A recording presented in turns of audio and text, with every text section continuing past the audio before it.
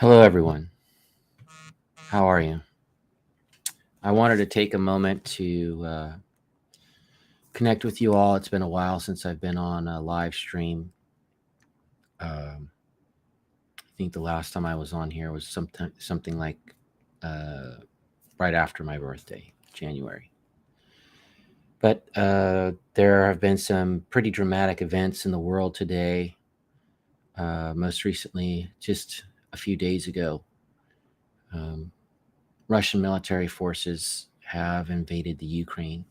And I know that's all over the news and social media. And it's a big deal. Now, we are a country that has been no stranger to the military and war. Our history has been all very much war after war after war after war. And this generation, the contemporary uh, generations of the United States, have been uh, exposed to war since 2000. Well, for over 20 years now, an entire generation of Americans have grown up in the war on terror. And now that the war on terror is, I guess, supposedly over, not that we ever had one, but that's my opinion. It's like, how can you have a war on an emotional experience? And the thing about it is that what's real right now, all jokes aside or levity aside, is that the sovereignty of a nation in Europe is being threatened, challenged, and by a world power, a nuclear world power. And this is a big deal. Um, there have been, the thing that comes to mind when I think about the Ukraine is mostly is the German invasion of Russia in 1941, and and they came through the Ukraine, and then of course there has been unrest in recent years regarding the dissolution of the Soviet Union and former Soviet bloc states embracing democracy and really, really trying to get on point with their sovereignty and connecting with the rest of the world community and the European Union. And like NATO's been in the news talking about the North Atlantic Treaty Organization, which was designed or was born out of a need to protect the Western world from communist aggression and communist expansion. But it's still in place today as a means of supporting the nations in its community, to maintain peace and prosperity and security in Europe and its allies. So, and then we have the United Nations, which has been tested almost from the very beginning of its inception at the end of the Second World War. History aside, what we need to look at is right now. Right now, people are being killed. Right now, homes are being destroyed. Schools are being destroyed. Hospitals are being destroyed. A civilization, a society is being threatened. And we need to pay attention because what is happening over there can happen anywhere on the planet. It can happen in our own backyard. Need I remind you that just north of us, the United States, north in Canada, their government has put armed soldiers on the streets.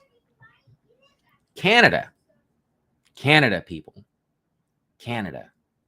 What does Canada do? How does Canada have unrest? Come on.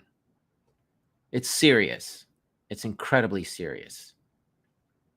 People have been frightened of either Al Qaeda, the Taliban, uh, Mexican gangs, or gangs from Central and South America, or most recently, the various boogeymen of COVID-19.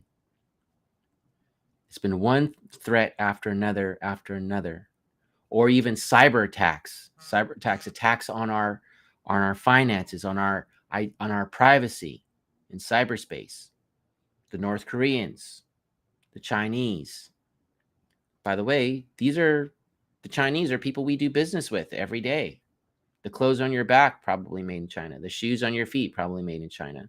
The components of your cellular phone, made in China. Your television, your various appliances, kitchen tools, made in China. If China has a powerful military, it's because the United States has paid for it. They are our neighbors, and we trade with them. We give them our money. Your hard-earned money goes to China. Think about it. So these are people who work hard. We are people who work hard. We here in America work hard. Some work harder than others. And that is part of the privilege of being an American. But we are part of a world community. We are part of something bigger than ourselves. And we have elected officials to be our government, to maintain our prosperity and look after our interests and look after ourselves, and to relate with our neighbors in the world community. And we need to be responsible about how we respond to what's going on in the Ukraine. I have seen many memes or images on social media, mostly Instagram, saying, "I stand with Ukraine." Well, I'm joining in with that. I do stand with Ukraine. I stand with peace. I stand with peace. But as a warrior, I understand that sometimes, unfortunately, reason cannot win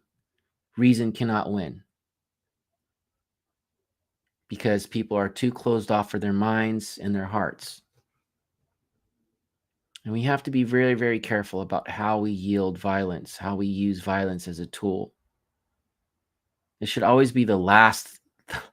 How wonderful it would be if we never used violence. But as long as there's a human ego at play, a fear-based ego at play, violence is going to be the answer sometimes. It's just part of it.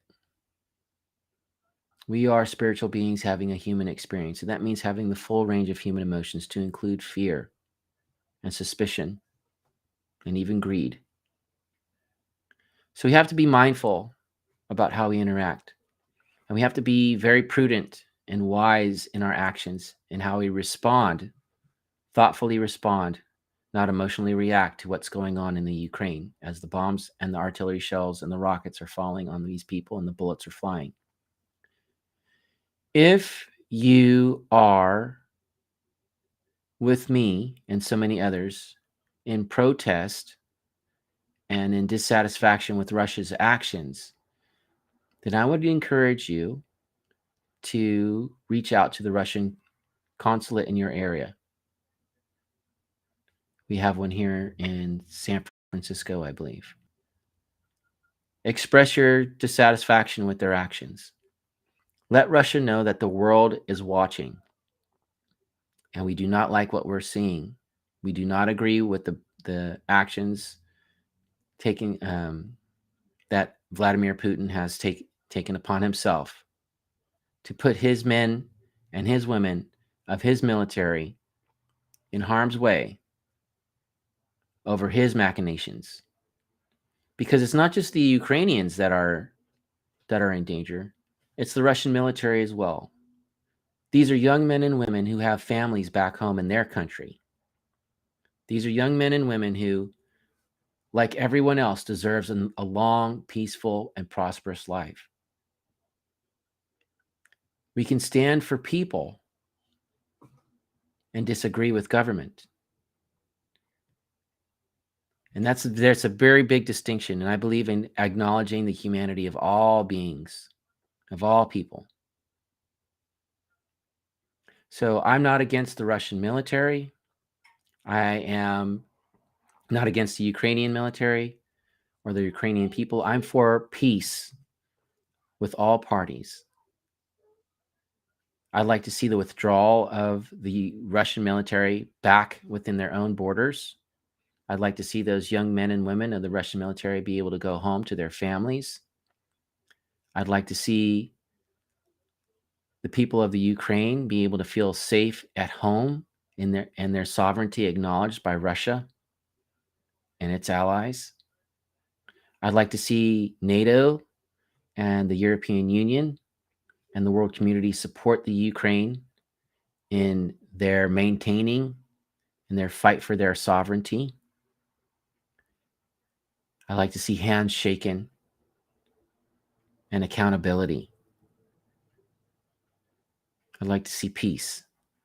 So I invite you to join me in that. And I'm just going to say a little prayer here. Oh, divine creator, I ask that you open the hearts of those who have closed hearts,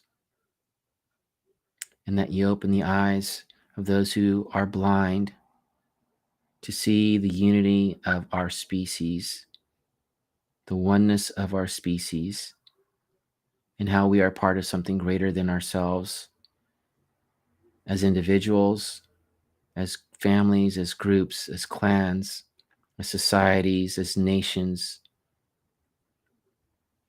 as sovereign states, as a species.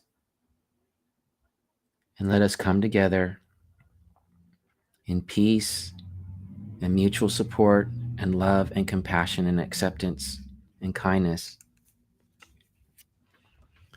so that we can turn our swords into plowshares and rebuild the Ukraine so that they may prosper and bring greater connection with Russia, so that they may feel included in the world community and put these uneasy feelings to rest and take care of our planet, because war is destructive. It destroys everything that touches the land, civilization, souls, bodies, minds. Please help put a stop to this war in Ukraine. Please help restore peace as soon as possible, so that the Ukrainians who have fled their homes may return home and rebuild. Let brotherhood prevail. Let sisterhood prevail. Let peace prevail. Amen.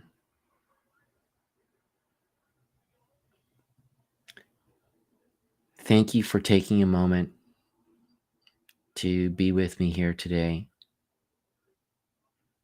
It's a big deal. We as Americans, for those of us who are Americans, know how to connect with our government. We feel safe having a voice. It's not always a voice of reason. Sometimes and most often it's a voice of rhetoric. But we do know that we have a voice. And there are Russians right now who are protesting, who are in protest of what their government is doing, and they're being arrested. Just because a soldier fights for his country does not mean that he's fully endorsed the political idealization of his government. It's a tricky place to be in service to your nation as a military person. It's a non-political position. It's a service position. And yet politics can dictate the behavior of a military, can dictate the actions of a military, which is not necessarily in alignment with the hearts and minds and souls of the people in it. So I just want to remind you all of that fact when you express yourselves in regards to what Russia's doing right now. Compassion is something that is the sovereign right of all beings. Compassion with discrimination or discernment is prejudice. So I ask that you, each and every one of you, check your motivations. Take a moment to check in with yourselves around your feelings regarding Russia. And notice where things are coming from and not just what's happening.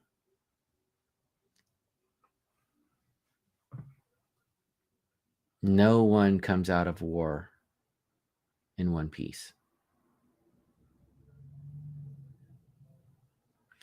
Thank you all for your time. Thank you once again. Have a good weekend.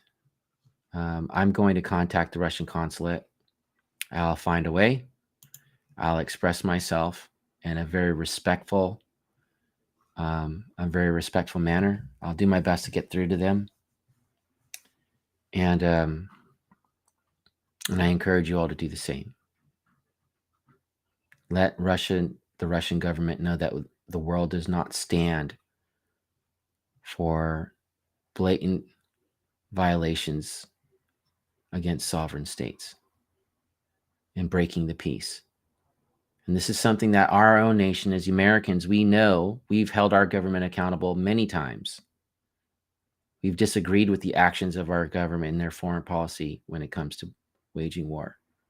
We have the right to do that, and so does everybody else. And if they don't, well, we're going to support them in a way that as non-violently and as supportively as possible to help them, whoever they may be, enjoy the same rights that we Americans enjoy and often take for granted in a peaceful and respectful way, in a democratic way. All right. Thank you again for your time. Thank you for your sharing of this sacred space with me. Have a good weekend. And I wish you all peace, prosperity, long life, and happiness. Take care.